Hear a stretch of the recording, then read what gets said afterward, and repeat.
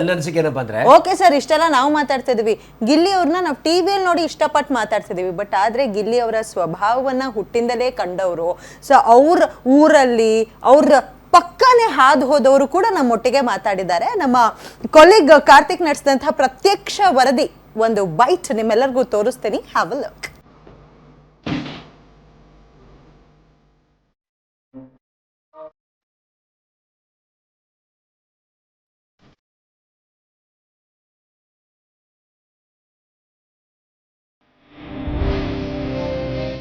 ಇದೀಗ ನಾವು ಗಿಲ್ಲಿ ನಟ ಆಡಿ ಬೆಳೆದಿರುವಂತ ಮನೆಯಲ್ಲಿದ್ದೇವೆ. ಅವ್ರ ಮನೆ ನೋಡ್ಬೋದು ನೀವು. ಅವ್ರ ಮನಸ್ಸು ದೊಡ್ಡದು, ಆದ್ರೆ ಅವ್ರ ಮನೆ ಚಿಕ್ಕದು. ಆದ್ರೂ ಸಹಿತ ಅವ್ರ ಮನೆನ ನಿಮ್ಗೆ ತೋರಿಸ್ತಾ ಹೋಗ್ತೇನೆ.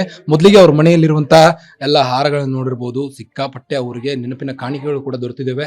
ಅವರ ಅಣ್ಣ ಮತ್ತು ಅತ್ತಿಗೆಯ ಫೋಟೋನ ನೀವು ಗಮನಿಸಬಹುದು ಆ ಒಂದು ಹಾರದ ಪಕ್ಕ. ಸೊ ಅವ್ರ ಅಣ್ಣ ಮತ್ತು ಅತ್ತಿಗೆ ಇವರು ದಾರದಲ್ಲಿ ಮಾಡಿದಂತಹ ಫೋಟೋ ಫ್ರೇಮ್ ಇದು. ಸೊ ಸಖತ್ತಾಗೇ ಇದೆ. ಸೊ ಇದು ಗಿಲ್ಲಿ ಅವರ ಚಿಕ್ಕಂದಿರ್ತಾ ಇರುವಂತ ಫೋಟೋ ಇದು ಸಹಿತ.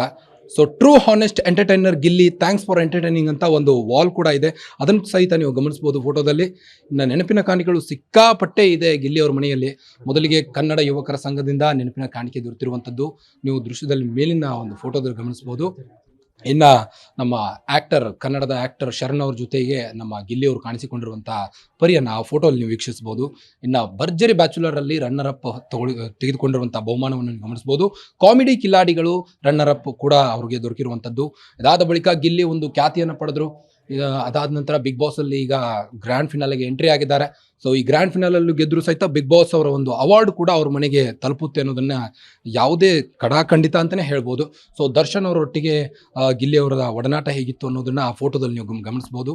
ಅದಾದ ಬಳಿಕ ಗ್ಲೋಬಲ್ ಇಂಟರ್ನ್ಯಾಷನಲ್ ಸ್ಕೂಲಿಂದ ಕೂಡ ಗಿಲ್ಲಿಗೆ ಅವಾರ್ಡ್ ದೊರಕಿದೆ. ಇನ್ನು ನಾನ್ ಸ್ಟಾಪ್ ಎಂಟರ್ಟೈನ್ಮೆಂಟ್ ಅನ್ನೋ ಒಂದು ಆ್ಯಪ್ ಲಾಂಚ್ ಮಾಡಿದ್ರು. ಆ ಆ್ಯಪ್ ಲಾಂಚ್ನಲ್ಲಿ ಆ ಕಾರ್ಯಕ್ರಮದಲ್ಲೂ ಸಹಿತ ಅವರಿಗೆ ನೆನಪಿನ ಕಾಣಿಕೆ ದೊರೆತಿದೆ. ಇನ್ನು ಸಿರಿಗನ್ನಡ ಅನ್ನೋ ಮೊಮೆಂಟೋ ಕೂಡ ಅವರಿಗೆ ದೊರಕಿರುವಂಥದ್ದು. ಇನ್ನು ಇಂಡಸ್ಟ್ರಿ ಅವರ ಎಲ್ಲರೂ ಕೂಡ ಅವರಿಗೆ ಅವಾರ್ಡನ್ನು ನೀಡಿದ್ದಾರೆ. ಮಯೂರ ಇಂಟರ್ನ್ಯಾಷನಲ್ ಸ್ಕೂಲ್ ಅವಾರ್ಡ್ನ ಗಮನಿಸಬಹುದು ನೀವು. ಅದಾದ ಬಳಿಕ ಜಿ ಕುಟುಂಬ ಅವಾರ್ಡ್ಸ್ 2024 ಕೂಡ ಅವರಿಗೆ ದೊರಕಿದೆ. ಬೆಸ್ಟ್ ಆಫ್ ದಿ ಜೆಂಟಲ್ಮೆನ್ ಒಂದು ಅವಾರ್ಡ್ ಕೂಡ ಇದು. ಆ ಅವಾರ್ಡ್ನ ನೀವು ಗಮನಿಸಬಹುದು. ಇನ್ನು ಪುನೀತ್ ರಾಜ್ಕುಮಾರ್ ಅವರೊಟ್ಟಿಗೆ ಪುನೀತ್ ರಾಜ್ಕುಮಾರ್ ಅವರ ನೆನಪಿಗಾಗಿ ಗಿಲ್ಲಿ ಅವರಿಗೆ ಒಂದು ಫೋಟೋ ಫ್ರೇಮ್ ಕೂಡ ನೀಡಲಾಗಿದೆ. ಸೊ ಅದನ್ನು ಕೂಡ ನೀವು ಗಮನಿಸಬಹುದು. ಇನ್ನು ಗಿಲ್ಲಿ ಅವರ ಮನೆಯಲ್ಲಿರುವಂತಹ ಒಂದು 4K LED ಟಿವಿ ಇದು. ಸೊ ಅವ್ರ ಮನೆ ಚಿಕ್ಕದಾಗಿರ್ಬೋದು, ಬಟ್ ಕರ್ನಾಟಕದಾದ್ಯಂತ ಕೋಟಿ ಮನೆಗಳನ್ನ ಗೆದ್ದಂತ ಗಿಲ್ಲಿ ಅವರ ಮನೆ ಇದು. ಸೊ ಪಳಾರ್ ಗಿಲ್ಲಿ ಅಂತ ಅವ್ರದ್ದೊಂದು ಫೋಟೋ ಫ್ರೇಮನ್ನು ಅವರ ಅಭಿಮಾನಿಗಳು ಕೂಡ ನೀಡಿದ್ದಾರೆ. ಶ್ರೀ ಗಿಲ್ಲಿ ನಟ ಅವರಿಗೆ ಅಂತ ಕೆಲವೊಂದಿಷ್ಟು ನೆನಪಿನ ಕಾಣಿಕೆಗಳು ಕೂಡ ದೊರಕಿರುವಂಥದ್ದು. ಸೊ ಇದು ಅವ್ರ ಮನೆಯ ಹಾಲು. ಸೊ ದೊಡ್ಡ ದೊಡ್ಡ ಇದು ಏನು ಹಾರಗಳಾಗಿರಬಹುದು, ನಂತರ ಫೋಟೋ ಫ್ರೇಮ್ಗಳನ್ನ ಗಮನಿಸಿದ್ರಿ. ಸೊ ಗಿಲ್ಲಿ ಅವ್ರ ಮನೆ ಅಡುಗೆ ಮನೆಯನ್ನು ಗಮನಿಸ್ತಾ ಹೋಗೋಣ ಬನ್ನಿ. ಸೊ ಇದು ಗಿಲ್ಲಿ ಅವ್ರ ಮನೆಯ ಅಡುಗೆ ಮನೆ. ಸೊ ಇಲ್ಲೇ ಸಹಿತ ಗಿಲ್ಲಿ ಅವರು ಆಟ ಆಡಿ ಊಟ ಮಾಡಿ ಬೆಳೆದಂತ ಒಂದು ಅಡುಗೆ ಮನೆ ಇದು. ಸೊ ಅಡುಗೆ ಮನೆಯನ್ನು ಕೂಡ ನೀವು ಗಮನಿಸಬಹುದು. ಇದಾದ ನಂತರದಲ್ಲಿ ಗಿಲ್ಲಿ ಅವರು ಈಗಾಗಲೇ ಬಿಗ್ ಬಾಸ್ ಸೀಸನ್ 12ರ ಗ್ರ್ಯಾಂಡ್ ಫಿನಾಲೆಗೆ ಎಂಟ್ರಿ ಕೊಟ್ಟಿದ್ದಾರೆ. ಇನ್ನು ಜನ ಕೂಡ ಅವ್ರ ಮನೆಗೆ ಅಷ್ಟೇ ಕಿಕ್ಕಿರಿದು ಸೇರ್ತಾ ಇದ್ದಾರೆ. ಸೊ ನಾವು ಕೂಡ ಇಲ್ಲಿ ಬಂದಿದ್ದೇವೆ.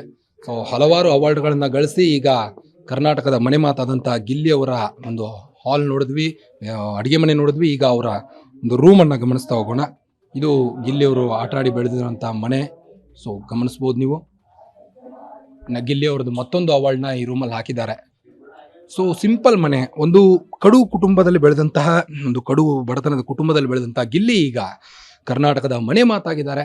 ಅವರ ಒಂದು ವಿಶಿಷ್ಟ ಶೈಲಿಯ ಮಾತುಗಳು, ನೇರ ಮಾತುಗಳು, ಯಾವುದೇ ಮುಲಾಜಿಲ್ಲದೆ ಮಾತನಾಡುವಂತಹ ಒಂದು ಕಲೆ ಅವರಲ್ಲಿರುವಂಥದ್ದು. ಸೊ ಅದನ್ನು ಗುರುತಿಸಿ ತಾಲೂಕು ಕನ್ನಡ ಸಾಹಿತ್ಯ ಪರಿಷತ್ತು ಮಳವಳ್ಳಿ ತಾಲೂಕು ಮಂಡ್ಯ ಜಿಲ್ಲೆಯಿಂದ ಕೂಡ ಒಂದು ಅವಾರ್ಡನ್ನು ಕೊಟ್ಟಿದ್ದಾರೆ ಅವ್ರಿಗೆ.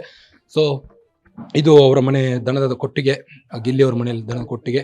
ಸೊ ಇವರು ರೈತರಾಗಿರೋದ್ರಿಂದ ತರಕಾರಿ ಕೂಡ ಮಳವಳ್ಳಿಗೆ ತರಕಾರಿ ಕೂಡ ಇವರು ಮಾರ್ತಾರಂತೆ. ಸೊ ಜನ ಕೂಡ ಅವ್ರನ್ನ ಅಷ್ಟೇ ಪ್ರೀತಿಯಿಂದ ಕಾಣ್ತಾರೆ. ಅವರ ಕುಟುಂಬದ ಬಗ್ಗೆ ಕೂಡ ಅಷ್ಟೇ ಪ್ರೀತಿಯಿಂದ, ಸರ್ ತುಂಬ ಮುಗ್ಧ ಜನ ಸರ್, ನಮಗೆ ಗಿಲ್ಲಿಯವ್ರ ಕುಟುಂಬನೂ ಸಹಿತ ಅಷ್ಟೇ ಇಷ್ಟ. ಗಿಲ್ಲಿಯವರು ಕೂಡ ನಮಗೆ ತುಂಬ ಇಷ್ಟ. ಬಿಗ್ ಬಾಸ್ ಸೀಸನ್ 12ರ ಗ್ರ್ಯಾಂಡ್ ಫಿನಾಲೆ ಗೆಲ್ಲಿ ಅಂತ ಈಗಾಗಲೇ ಕರ್ನಾಟಕದಾದ್ಯಂತ ಅವರ ಪೋಸ್ಟರ್ಗಳನ್ನು ಅಳವಡಿಸಿ ಅವರನ್ನು ಬರಮಾಡಿಕೊಂಡಿದ್ದಾರೆ.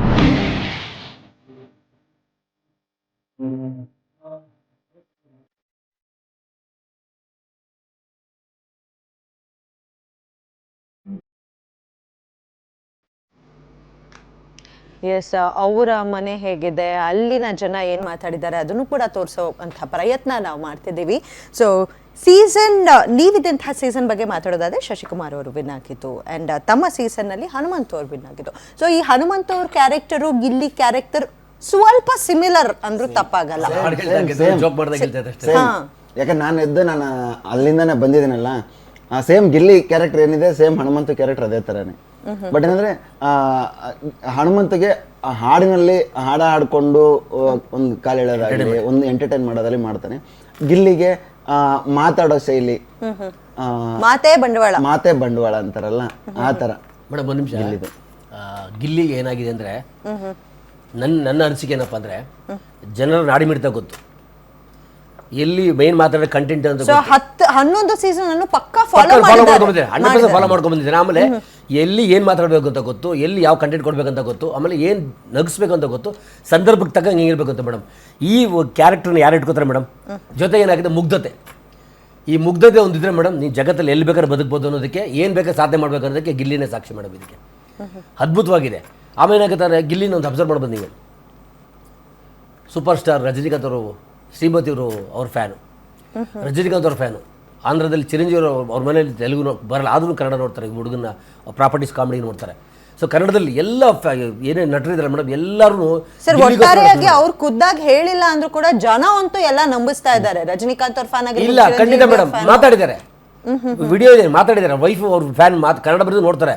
ಸೊ ಇಷ್ಟೇ. ನಾವು ಏನಾಗುತ್ತೆ ಮೇಡಮ್, ಇಲ್ಲಿ ನಾವು ಎಲ್ಲರೂ ಫ್ಯಾನ್, ನಾವು ಎಲ್ಲರೂ ಗೆಲ್ಲಬೇಕಂತ ಆಸೆ ಇದೆ. ಆದರೆ ಇವಾಗ ಐಪಿದೆಲ್ಲ ನೀವು ಬನ್ನಿ ಮೇಡಮ್, ರಸ್ತೆಗೆ ಬಂದಾಗ ಏನಾಗುತ್ತೆ ಮೇಡಮ್, ಅಲ್ಲಿ ಜನ ಕ್ರೇಜ್ ಆಗಿದ್ದಾರೆ. ಏನಾಗಿದೆ, ಹಳೆ ಕಾಲದ ರಾಮಾಯಣ ಬರ್ತಾ ಇತ್ತು, ಅವಾಗ 9 ಗಂಟೆ ಜನ ಎಲ್ಲ ಒಳಗಿರೋರು, ಯಾರು ಆಚೆ ಇರ್ತಾರಲ್ಲ, ಒಳಗಡೆ ಮಾತ್ರ ರಾಮಾಯಣ ಶಬ್ದ ಬರೋದು. ಇವಾಗ ಏನಾಗುತ್ತೆ ಮೇಡಮ್, ಈ ಟೈಮಲ್ಲಿ ಹೋಗ್ತಾ ಇದ್ದಾರೆ, ಎಲ್ಲ ನಗ್ತಾ ಇರ್ತಾರೆ, ಎಲ್ಲ ಕಿಟಕಿಲಿ ಶಬ್ದ ಕೇಳ್ತಾ ಇರ್ತಾರೆ. ಈ ಬಿಗ್ ಬಾಸ್ ಬರ್ತಾ ಇದೆ, ಬಿಗ್ ಬಾಸ್ ಸ್ಟಾರ್ಟ್ ಆಗಿದೆ ಅಂತ ಒಂದು ಹೈಪ್ ಸ್ಟಾರ್ಟ್ ಆಗಿದೆ ಮೇಡಮ್. ಈ ಒಂದು ಕಾರಣ ಮೇಡಮ್. ನಂದೊಂದು ನಿಮ್ಗೊಂದು ಪ್ರಶ್ನೆ ಮೇಡಮ್, ಆದರ್ಶಿನಿ ಮೇಡಮ್, ನಿಮಗೆ ಯಾರು ಗೆಲ್ಬೇಕು ಹೇಳಿ ಮೇಡಮ್? ಸರ್ ಖುದ್ದಾಗಿ ಹೇಳ್ಬೇಕಂದ್ರೆ ಇದು ವ್ಯಕ್ತಿತ್ವದ ಆಟ. ಇವರೇ ಗೆಲ್ತಾರೆ ಅವರೇ ಗೆಲ್ತಾರೆ ಅಂತ ಗೆಸ್ ಮಾಡೋಕ್ಕೂ ಆಗಲ್ಲ. ಕೊನೆಯ ಕ್ಷಣದಲ್ಲಿ ಏನ್ ಬೇಕಾದ್ರೂ ಕೂಡ ಆಗಬಹುದು. ಸೊ ಒಟ್ನಲ್ಲಿ ಅರ್ಹ ಅಭ್ಯರ್ಥಿಗೆ ಕಪ್ ಹೋಗ್ಲಿ, ಆಮೇಲೆ ನೀಡ್ ಯಾರಿಗಿದೆ ಅವ್ರಿಗೆ ತಲುಪಿದ್ರೆ ಯುಟಿಲೈಸೇಷನ್ ಆಫ್ ದ ಮನಿ ಆಗತ್ತೆ ಅನ್ನೋದು ನನ್ನ. ನೀವು ಹೇಳಿದ್ದು ನಾನು ಒಪ್ಕೋತೀನಿ, ವ್ಯಕ್ತಿತ್ವದ ಆಟ ನಿಜ. ಸರ್ ನಾವಿಲ್ಲಿ ನೋಡೋರ್ಗೆ ಅದು ನಗೆ ಕಾಣಿಸ್ಬೋದು, ಫನ್ ಅನಿಸ್ಬೋದು. ನಿಮ್ಗೂ ಕೂಡ ಖುದ್ದಾಗಿ ತಾವು ಎಕ್ಸ್ಪೀರಿಯನ್ಸ್ ಮಾಡಿರ್ತೀರಿ. ಒಬ್ರು ಯಾರೋ ಟಾಂಟ್ ನಿಮಗ್ ಮಾಡಿದ ತಕ್ಷಣ ನಾವಿಲ್ಲಿ ನಕ್ಬೋದು, ಬಟ್ ರಿಸೀವಿಂಗ್ ಅಂಡ್ ಮೇಡಮ್ ನಾನು ಅದನ್ನ ಹೇಳ್ತಿದ್ದೀನಿ ಮೇಡಮ್. ನಾನು ಅದನ್ನ ಹೇಳಕ್ ಬಂದೆ ಆಕ್ಚುಲಿ. ಇವಾಗ ವ್ಯಕ್ತಿತ್ವಗಳ ಆಟ ತುಂಬಾ ಒಳ್ಳೆ ಮಾತು ಹೇಳಿದ್ರೆ, ಅದು ಬಿಗ್ ಬಾಸ್ ಮನೆ ಕೂಡ ವ್ಯಕ್ತಿತ್ವದ ಆಟನೇ. ನಾನು ಮನೇಲಿ ಇದ್ದವರು ಅಷ್ಟೇ, ಹನುಮಂತು ಆಗಲಿ, ನಮ್ಮ ಚೈತ್ರ ಆಗಲಿ, ನನ್ನನ್ನು ಎಷ್ಟು ಟಾಂಟ್ ಮಾಡ್ತಾ ಇದ್ರು, ನನ್ನನ್ನು ಎಷ್ಟು ಟ್ರಿಗರ್ ಮಾಡ್ತಾ ಇದ್ರು. ಬಟ್ ಆದರೂ ಕೂಡ ನಾನು ಹೊರಗಡೆ ಬಂದು ನನ್ನ ಹನುಮಂತು ನನ್ನ ಅಳಿಯ ಅಂತ ಸ್ವೀಕಾರ ಮಾಡಿದ್ದೀನಿ. ಅಳಿಯಾನೇ ಗೆಲ್ಲಿಲಿ ಅಂತ ನಾನು ಅವನಿಗೋಸ್ಕರ ನಾನು ಓಡಾಡಿದ್ದೀನಿ, ಅವನಿಗೋಸ್ಕರ ಓಟ್ ಕೇಳಿದ್ದೀನಿ, ಪ್ರತಿಯೊಂದನ್ನು ಮಾಡಿದ್ದೀನಿ. ಯಾಕಂದ್ರೆ ಆ ಮನೆಯಲ್ಲಿ ನಡೆಯುವಂಥದ್ದು ಅಷ್ಟು ಕೂಡ ಎಂಟರ್ಟೈನ್ಮೆಂಟ್ ಆಗಿರ್ತದೆ. ಯಾಕಂದ್ರೆ ಒಂದು ಮೊಬೈಲ್ ಕೇಳಲೇಬೇಕು, ಬಿಕಾಸ್ ನಮ್ ನೋಡೋರ್ಗೆ ಅದು ಒಂದು entertainment aspect. Yes of course. So ಮನೆಯೊಳಗೆ ಇರೋರ್ಗೆ ಇಟ್ಸ್ ಎಂಟರ್ಟೈನ್ಮೆಂಟ್ ಅನ್ನೋದಕ್ಕಿಂತ ನನ್ನ ಬಗ್ಗೆ ಯಾರೋ ಮಾತಾಡ್ತಿದ್ದಾರೆ ಅನ್ನುವಂಥದ್ದು ಇದ್ದೇ ಇರುತ್ತೆ. ಸೊ ಈ ವ್ಯಕ್ತಿ ಗಿಲ್ಲಿಯವರ ವ್ಯಕ್ತಿತ್ವ ಏನಿದೆ, ಈ ಆಟಕ್ಕೋಸ್ಕರ ಏನಾದ್ರೂ ಮಾರ್ಪಾಡು ಆಗಿದೆ ಅಂತ ತಮಗೇನಾದ್ರೂ ಅನ್ನಿಸ್ತಿದ್ಯಾ?